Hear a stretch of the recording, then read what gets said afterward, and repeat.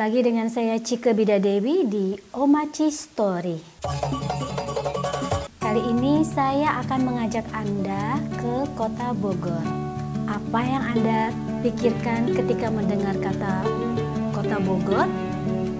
Asinan, Palace, Istana Bogor, kota macet. Jadi ketika pada suatu hari kawan saya yang tinggal di Bogor bernama Teh Nita mengajak saya untuk mengunjunginya, tentu saja tawaran ini tidak saya tolak.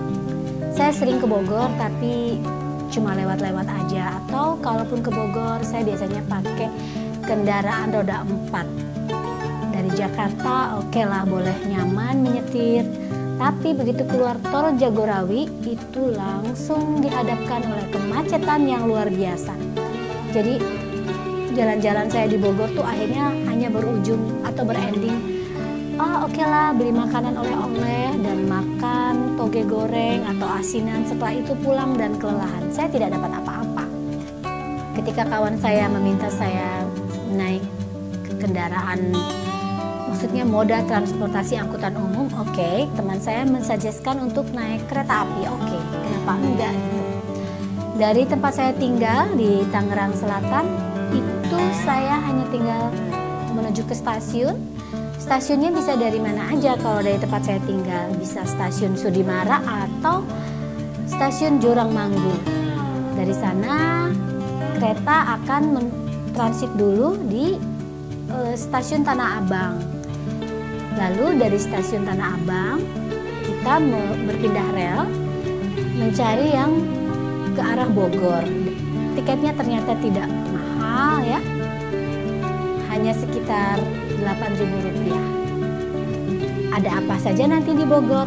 Saya melihat gereja indah, saya melihat kelenteng, saya memberi makan rusa, saya jalan di sekitar Istana Bogor, lalu tembus ke dalam Kebun Raya Bogor. Saya juga mengunjungi spot-spot menarik di dalam Kebun Raya Bogor sendiri, seperti Jembatan Merah atau Jembatan Pemutus Cinta, lalu ada Taman Meksiko, kemudian Monumen Lady Raffles, lalu pohon kembar atau pohon cinta, kemudian makam-makam kuno, baik itu makam dari orang-orang Belanda atau makam-makam leluhur yang hidup pada zaman Prabu Siliwangi. Baiklah, akan saya mulai ceritanya. Jangan lupa di subscribe ya. Ketika saya sudah duduk di kereta api dari Tanah Abang menuju ke Bogor, itu nanti saya akan menemukan pemandangan yang buat saya luar biasa ya. Jakarta dengan banyak slum area atau daerah kumuh, juga gedung-gedung tinggi yang modern, hingga ketika kereta itu melewati perlintasan kereta api dan banyak mobil dan motor yang menunggu giliran, itu pemandangan yang buat saya itu gimana ya. Lalu nanti kita melihat di pinggir kanan kiri ada mulai orang menjemur kasur, membakar sampah, rumah-rumah pemulung, sampai kebun-kebun ya. Ketika sudah melewati daerah Depok ke sana itu pemandangannya itu sudah kebun-kebun ya, kebun pepaya, kebun pisang. Itu pemandangan yang kalau di Jakarta Anda tidak akan menemukan itu.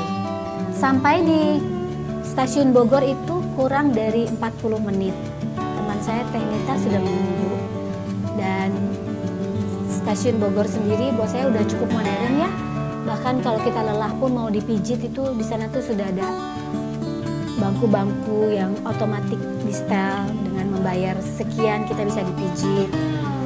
Lalu ya pokoknya beda lah dengan stasiun Bogor kira-kira pada tahun 90-an ya, dimana kita masih lihat di sana aneka pedagang berjualan macam-macam. Tapi sekarang ya di dalam stasiunnya, di area stasiun maksudnya, itu sudah tidak ada lagi.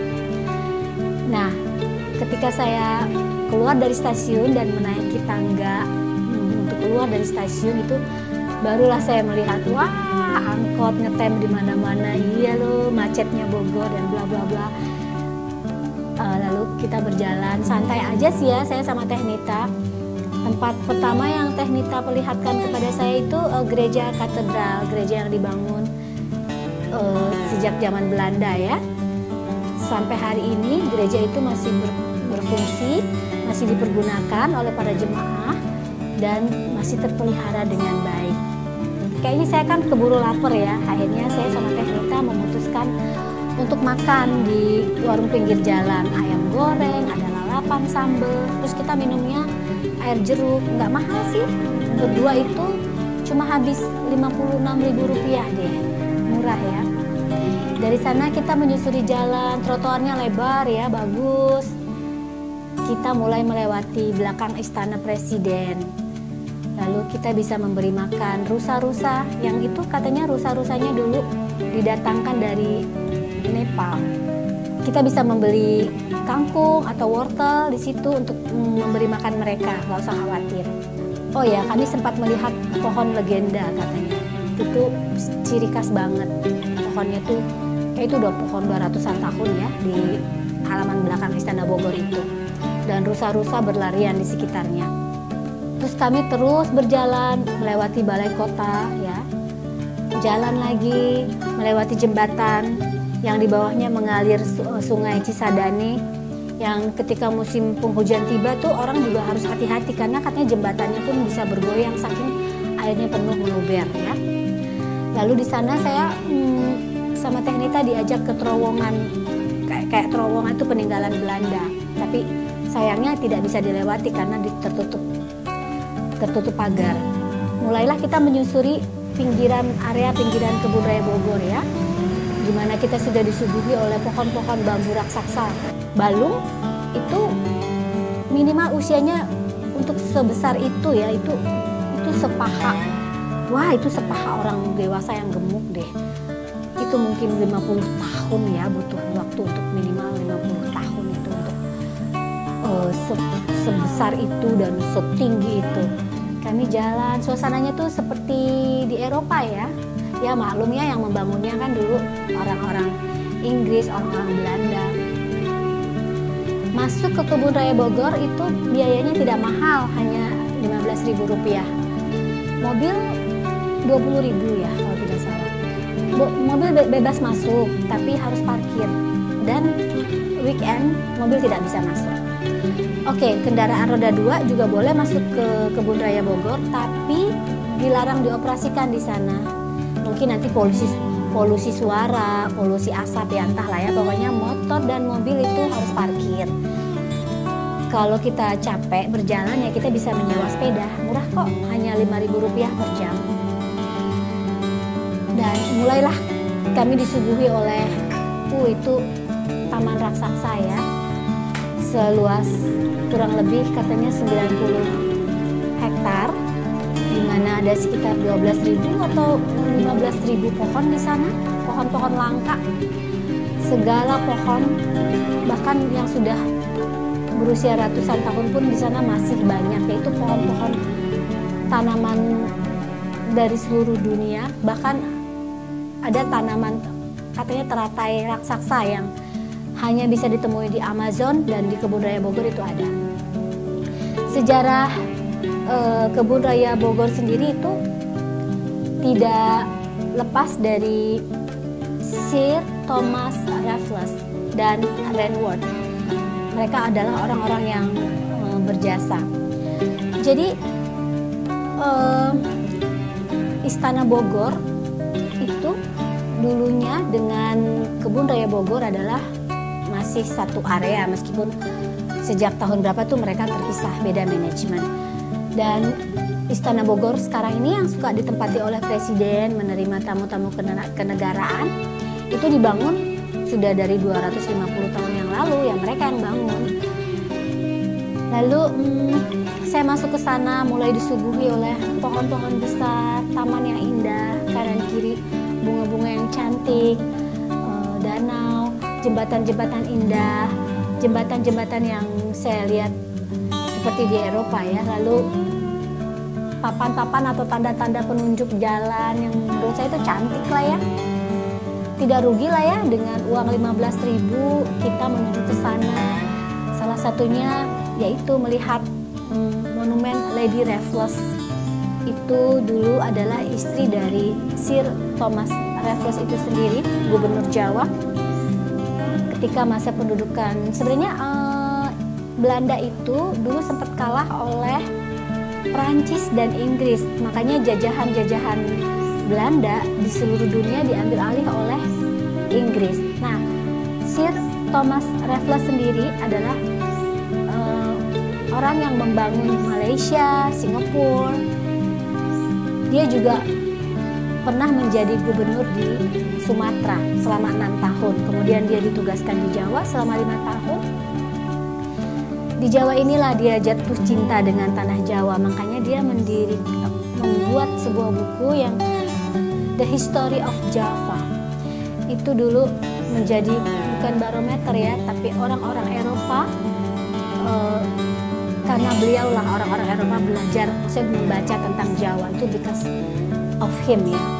Lady Raffles sendiri bernama Olivia, dia berkebangsaan Inggris tapi lahir di India.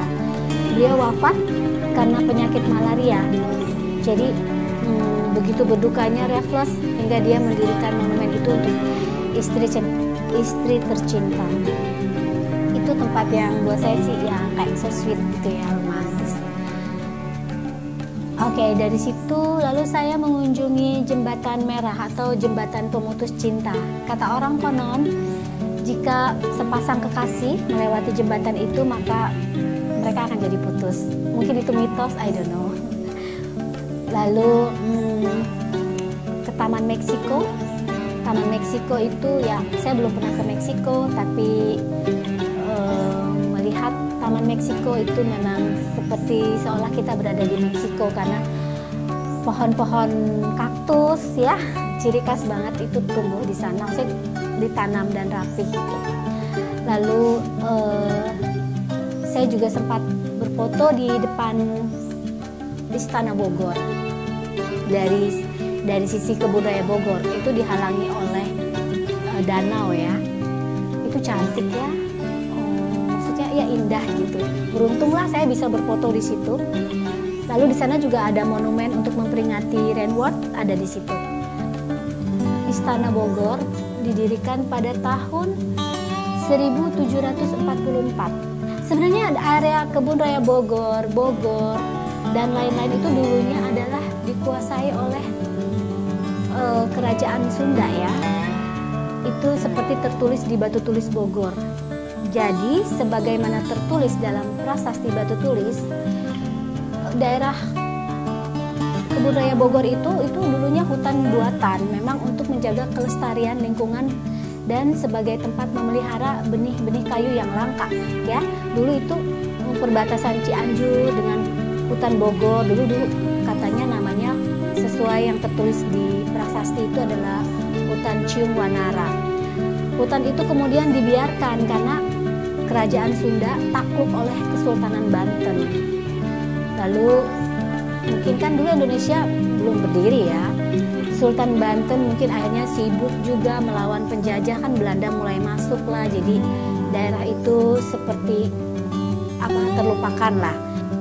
Lalu dari sana saya mengunjungi ada makam-makam Belanda juga ya. Itu makam kuno, itu sudah terlihat sekali ya, batu-batunya sudah tua dan kesannya mistis ya, karena di tengah dihalangi oleh pohon-pohon bambu dan dia agak tertutup gitu, dan jika kita tidak masuk ke dalamnya kita tidak tahu bahwa di situ ada makam-makam Belanda. Makam lain adalah makam keramat yang menjadi cagar budaya. Itu makam Ratu Galuh yang hidup pada zaman era Prabu Siliwangi. Konon saat sekarang pun itu seperti keharusan ya, katanya calon-calon kepala daerah yang ikut pilkada, mereka tuh suka minta doa di sana, mereka bahkan bermalam di makam itu. Saya nggak tahu deh, katanya sih begitu. Lalu dari sana yaitu saya pergi ke pohon cinta ya, maksudnya pohon kayak mereka sepasang dari dua jenis yang berbeda. Satu pohon mahoni, satu lagi jati putih. Mereka ditanam pada saat yang bersamaan dan ya tahun 1800-an, dan mereka masih tumbuh hingga sekarang. Cantik sekali. Katanya kalau kamu berdoa di sana atau apa, katanya kalau kamu masih berpacaran dan kamu kemudian akan menjadi sepasang suami istri, I don't know. Tapi pada saat itu juga saya lihat memang banyak bunga ya yang mungkin dibuang orang di sana, nggak tahu deh. Di Kebun Raya Bogor, jika kita beruntung, bunga bangkai itu tumbuh secara berkala ya. Bunga bangkai, pokoknya bunga-bunga yang langka itu memang dikhususkan kan, memang itu untuk dulunya oleh pihak Belanda pun dikhususkan untuk tempat penelitian. Pohon-pohon langka yang tumbuh di seluruh dunia itu dicoba ditanam di sana untuk diteliti pada zaman itu. Saya rasa untuk mengunjungi Kebun Raya Bogor satu hari itu tidaklah cukup ya, karena tempatnya begitu luas, begitu wah, di sana mau even sekarang sudah mulai ada hotel, so katanya orang bisa menginap di sana. Kita mau bukan camping sih, seperti mau piknik, mau makan gitu, tempat yang pokoknya bagus nih. Untuk foto-foto juga itu keren. Jadi rugi ya selama ini saya kemana aja gitu belum mengunjungi Kebun Raya Bogor yang padahal selemparan batu dari Jakarta, atau dengan tiket yang di bawah Rp10.000 dengan waktu yang hanya 1 jam kita bisa sampai kota yang penuh sejarah, kota hujan, karena entahlah itu satu-satunya kota yang mungkin karena dikelilingi oleh gunung ya, Gunung Pangrango, Gunung Salak, jadi mungkin cuacanya membuat kota itu hampir tiap hari hujan katanya. Keluar dari sana masih sore sih, saya masih sempat oleh Teh diajak ke sebuah kelenteng tidak jauh dari sana, bebas masuk. Itu juga kelenteng lama ya, kelenteng tua gitu. Kita bebas masuk, boleh berfoto, boleh ambil video, mau menyumbang atau tidak itu terserah. Lalu saya diajak jalan oleh Teh ke Jalan Surya Kencana yang macet. Tapi uniknya di sana tuh masih banyak orang berjualan aneh-aneh, termasuk koin kuno. Akhirnya saya bertemu di situ pedagang koin kuno. Sudah tidak lengkap sih. Beda ketika saya tahun 90-an mengunjungi stasiun Bogor, itu kan tukang pedagang koin kuno tuh banyak, pilihannya tuh banyak. Jadi saya waktu itu tuh sempat memborong, tapi sekarang sudah jarang ya. Tapi saya masih melihat tukang ikan hias, tukang ayam hias gitu. Sampai tukang pete juga ada, tukang makanan segala macam, pokoknya ada di sana. Mau membeli sotomi yang enak pun ada. Herannya ya, saya sama Teh Nita ke sana tuh kok makan sotomi lumayan sih, nggak ya rasanya lumayan lah. Masa cuma 10.000 satu mangkok? Terus saya membeli tales ya. Kalau saya pergi sendiri atau beda kali ya, turis turun dari mobil itu si abangnya tuh nawarin, pernah dulu saya sampai beli itu 125.000, isinya cuma 4 ya, yang nggak terlalu besar, nggak terlalu kecil, sedang lah. Tapi kemarin ketika sama Teh Nita itu saya cuma 50.000 dengan jumlah yang sama. Wah, tapi ya mungkin beda kali ya, dia tahu nih orang yang tinggal di Bogor sama tamu. Jadi kalau ke sana ya sebaiknya nggak usah sungkan untuk menawar. Akhirnya saya pulang dengan udah dengan kecapean ya, udah. Tapi cukup senang ya batin saya karena begitu banyak pelajaran yang saya ambil gitu. Saya kembali menyusuri jalan trotoar untuk menuju ke stasiun. Terus harus hati-hati juga ketika turun dari tangga-tangganya itu ya. Aduh, apalagi kalau musim hujan. Itu tangganya tuh, aduh kalau nggak hati-hati saya yakin banyak orang jatuh deh kayaknya. Makanya harus hati-hati lah. Lalu saya kembali pulang ke Jakarta pakai kereta yang sebelum maghrib. Sampai di Jakarta, yaitu saya lewati lagi pemandangan-pemandangan Jakarta ketika malam ya, sore menjelang malam, itu gedung-gedungnya aduh indah. Akhirnya setelah sampai di stasiun Tanah Abang, saya kembali ke Tangerang Selatan. Kembali saya disuguhi pemandangan. Salah satunya yang menarik adalah pemakaman Tanah Kusir, tempat di mana Muhammad Hatta juga dimakamkan di sana. Jadi dengan uang 16.000 pulang pergi, Anda bisa punya pengalaman yang menarik. Saya rasa untuk membawa anak-anak juga nggak apa-apa ya, mengunjungi Kota Bogor.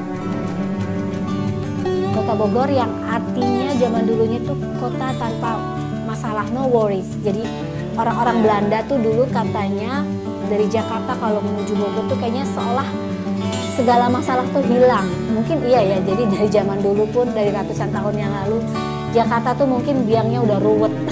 Meskipun sekarang Kota Bogor sendiri sih buat saya udah mungkin udah kebanyakan ya. Jalanannya juga segitu-segitu aja, sementara kendaraannya kan semakin banyak. Sudah. Sekian dulu dari saya. Bertemu lagi di episode berikutnya. Jangan lupa like dan subscribe. Oke? Bye. Makasih.